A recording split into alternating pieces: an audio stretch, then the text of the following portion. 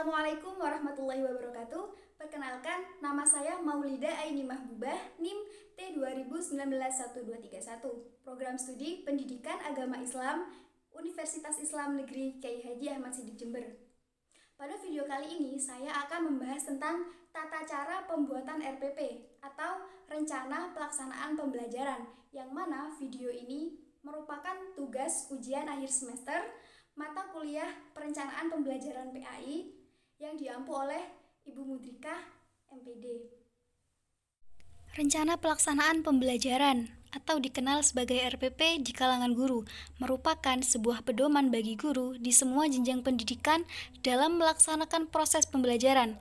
RPP dapat diibaratkan sebagai catatan seorang guru tentang bagaimana proses yang akan ia lakukan nantinya. Rencana pelaksanaan pembelajaran RPP yaitu memuat beberapa komponen, diantaranya yaitu identitas, satuan pendidikan. Satuan pendidikan ini sekolah atau di mana tempat kita mengajar.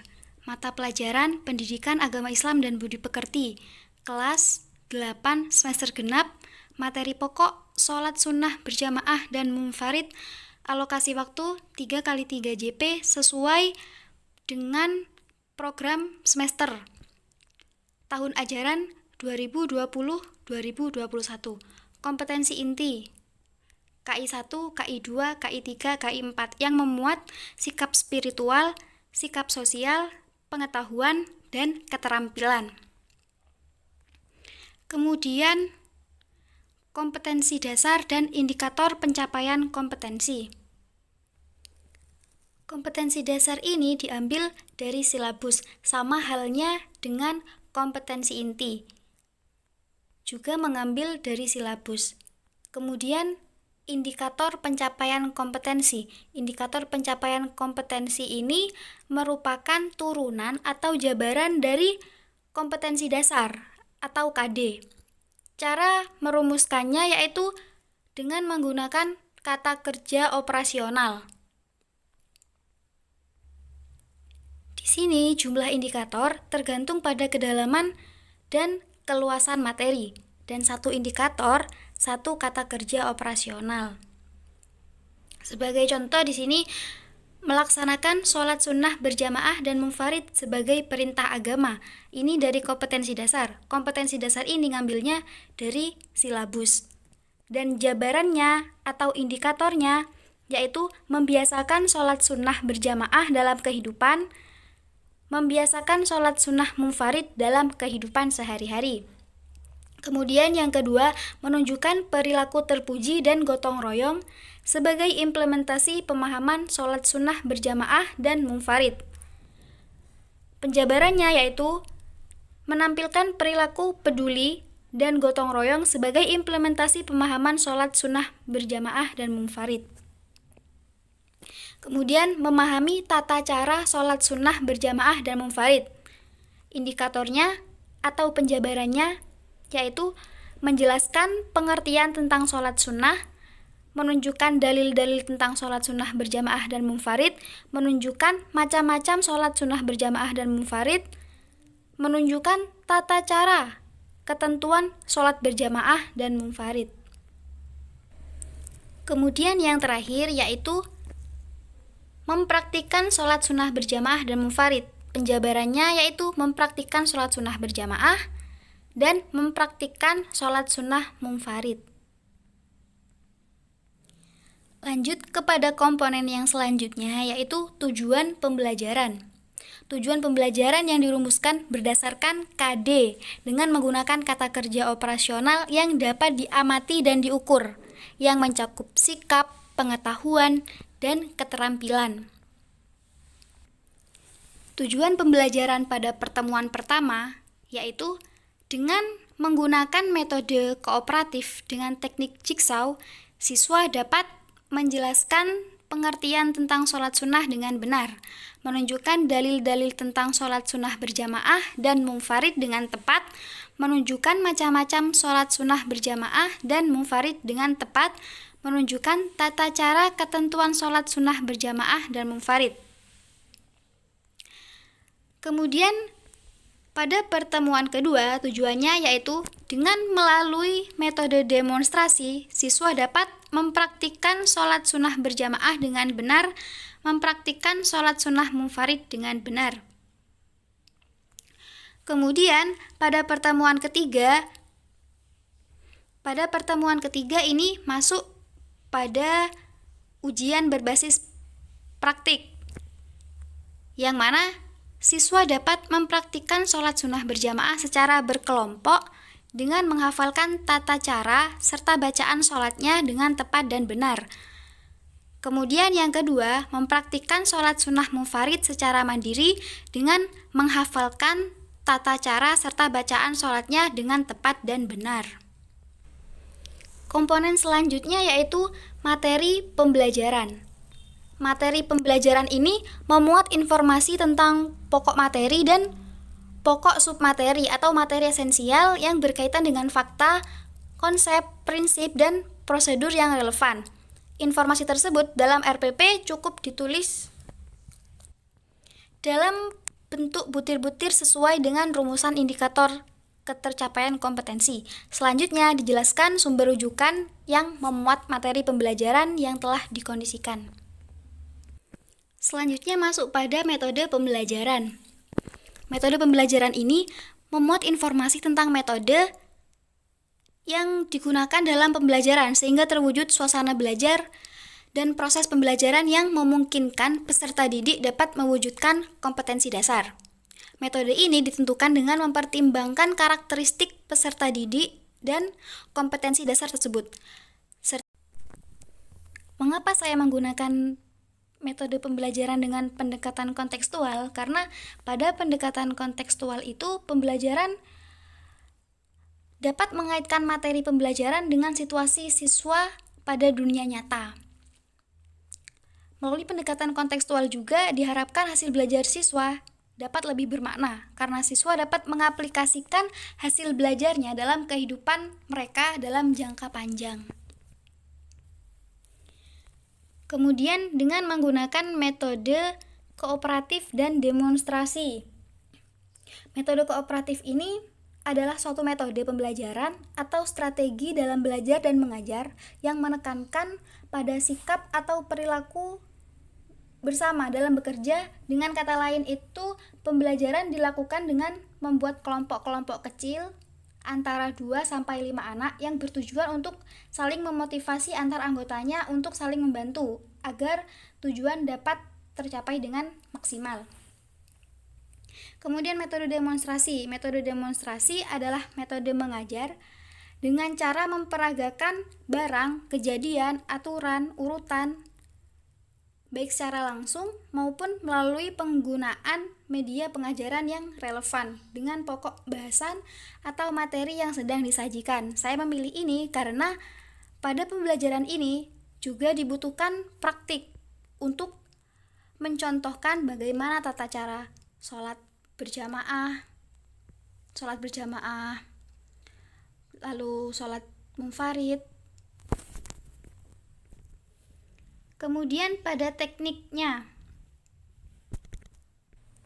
teknik jigsaw yang mana ini adalah pembelajaran kelompok, kemudian ceramah, yaitu guru dalam menjelaskan dapat menggunakan metode ceramah. Kemudian menghafal ini masuk pada siswa ketika siswa menghafal tata cara sholat sunnah, kemudian gerakan-gerakannya. Dan yang keempat, latihan. Latihan ini masuk pada simulasi peserta didik ketika akan mengikuti ujian praktik. Media pembelajaran. Media yang digunakan yang pertama yaitu audiovisual. Yang kedua, media cetak seperti modul, LKS, buku paket, dan lain-lain. Yang ketiga yaitu berbasis multimedia yang menggunakan komputer, yaitu tentang PowerPoint. Pembelajaran ini bisa menggunakan tayangan singkat tentang sholat sunnah, kemudian tayangan slideshow tentang materi sholat sunnah. Jadi ketika guru menjelaskan dengan metode ceramah, Guru juga bisa menggunakan media ini untuk menguatkan materi. Kemudian yang ketiga yaitu buku siswa. Sumber belajar. Yang pertama dari buku PAI dan Budi Pekerti kelas 8 semester genap LKS Fitrah.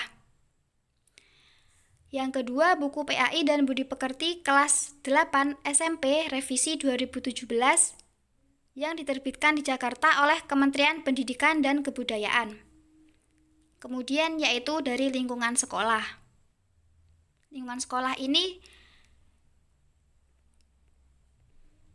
bisa saja melibatkan masjid untuk tempat kita melaksanakan praktik sholat sunnah berjamaah maupun munfarid. Komponen selanjutnya yaitu tentang langkah-langkah kegiatan pembelajaran. Pada pertemuan pertama, berdoa di awal pembelajaran 5 menit. Kemudian guru melakukan absensi dan menyampaikan tujuan pembelajaran, apa yang akan diajarkan pada pertemuan pertama itu. Kemudian guru memberikan motivasi singkat sebelum memulai pembelajaran. Yang keempat, memberikan stimulus tentang pembelajaran sholat sunnah. Misalnya, apa sih sholat sunnah itu? Apakah ada yang tahu? Dengan itu, maka siswa itu akan bertanya-tanya, oh iya apa ya sholat sunnah itu? Maka siswa akan lebih mencari tahu tentang sholat sunnah tersebut. Lalu kemudian dengan menggunakan metode ceramah, guru memberikan materi tentang sholat sunnah berjamaah dan munfarid. Selain menggunakan metode ini, guru juga bisa menggunakan media slideshow PPT tadi.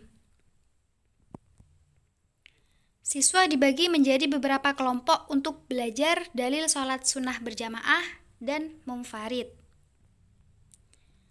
Setelah belajar berkelompok tadi, siswa diminta untuk mempresentasikan macam-macam sholat sunnah secara singkat dan jelas dalam waktu 30 menit. Kemudian, guru menampilkan video tata cara sholat sunnah di akhir pembelajaran beserta kesimpulan. Mengapa video ditaruh di akhir? Karena sekaligus untuk ice breaking. Setelah itu, guru menyampaikan materi yang akan dipelajari minggu depan. Kemudian berdoa di akhir pembelajaran. Kemudian untuk pertemuan kedua, berdoa di awal pembelajaran, absensi, serta pemberian motivasi. Kemudian mengaitkan pembelajaran yang telah lalu serta menyampaikan tujuan pembelajaran yang akan dibahas pada saat ini. Kemudian mempraktikkan dan menghafalkan tata cara sholat sunnah berjamaah dan munfarid.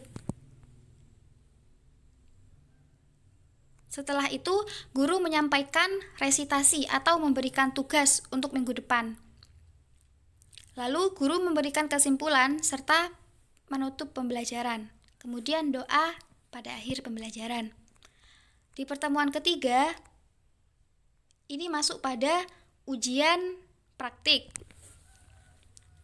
Yang pertama, berdoa sebelum melaksanakan ujian praktik. Absensi dan pemberian motivasi, menjelaskan sistem ujian praktik. Jadi guru menjelaskan bagaimana sistem ujian praktik yang akan dilaksanakan. Kemudian guru membagi kelompok untuk praktik sholat berjamaah. Kemudian guru memilih judul sholat secara random ketika ujian. Contoh, kelompok 1 ditunjuk untuk praktik sholat jenazah.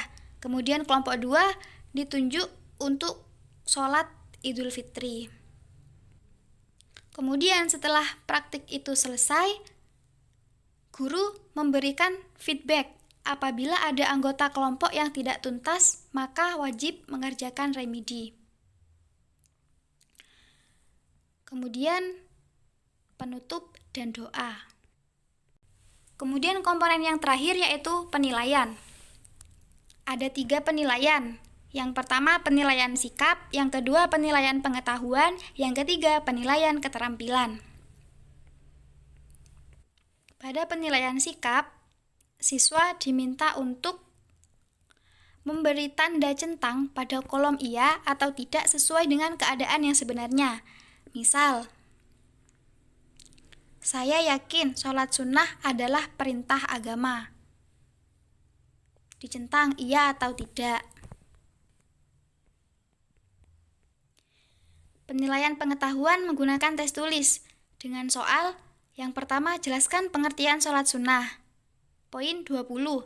Jelaskan dalil tentang sholat sunnah berjamaah. Poin 20. Sebutkan syarat-syarat menjadi imam sholat. Poin 20.